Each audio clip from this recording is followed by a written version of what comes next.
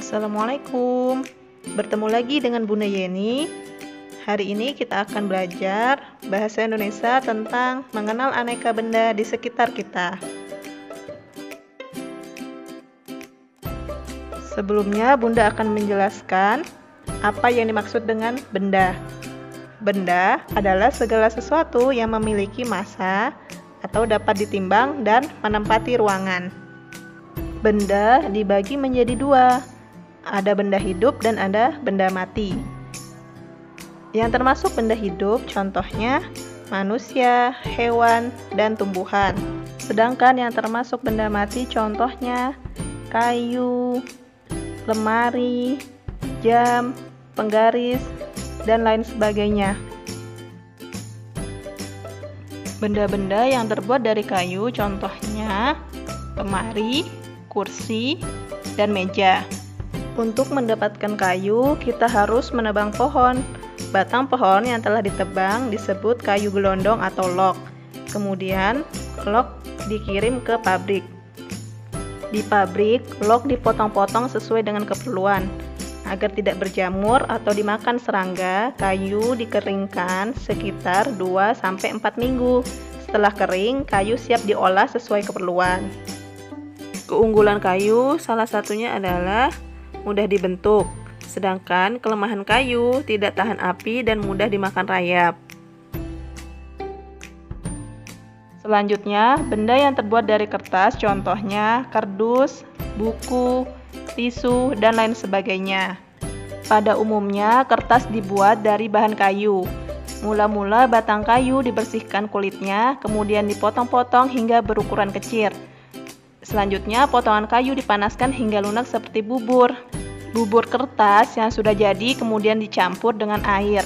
Kemudian, bubur kertas dibentangkan dalam sebuah mesin, diayak dan diperas hingga kandungan airnya habis. Bubur kertas yang sudah kering meninggalkan ampas berupa serat selulosa. Serat selulosa tersebut kemudian digiling hingga pipih menghasilkan lembaran kertas. Kertas memiliki sifat dapat menyerap air dan tinta pulpen. Dengan demikian, tulisan di kertas dapat dibaca dengan baik.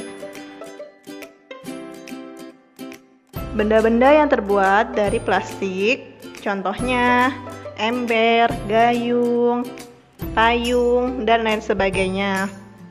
Bahan plastik bersifat tidak tembus air, mudah dibentuk dan ringan. Plastik membutuhkan waktu 10-20 tahun untuk bisa terurai atau hancur. Oleh karena itu, jumlah sampah plastik harus dikurangi.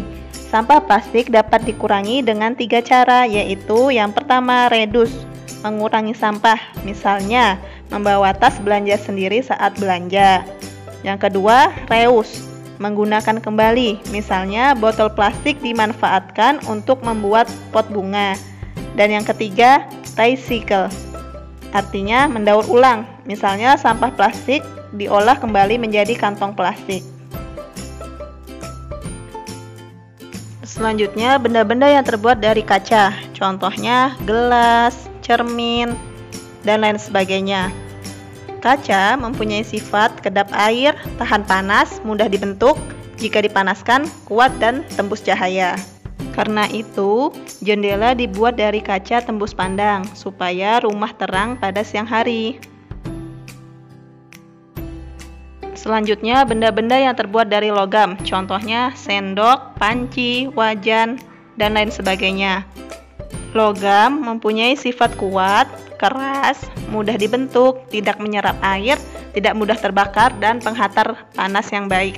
Karena dapat menghantarkan panas yang baik, logam digunakan untuk membuat peralatan masak. Selanjutnya, benda-benda yang terbuat dari karet, contohnya ban, sandal, sepatu, perahu karet, dan lain sebagainya. Karet mempunyai sifat kedap air, lentur, penghantar panas dan listrik yang buruk, serta tidak tahan api. Tugas kalian adalah mengerjakan soal tabel 1.5 kegiatan reduce, reuse, dan recycle di halaman 31. Satu soal dijawab minimal dengan 3 kegiatan. Selamat mengerjakan. Bunda akhiri, wassalamualaikum warahmatullahi wabarakatuh.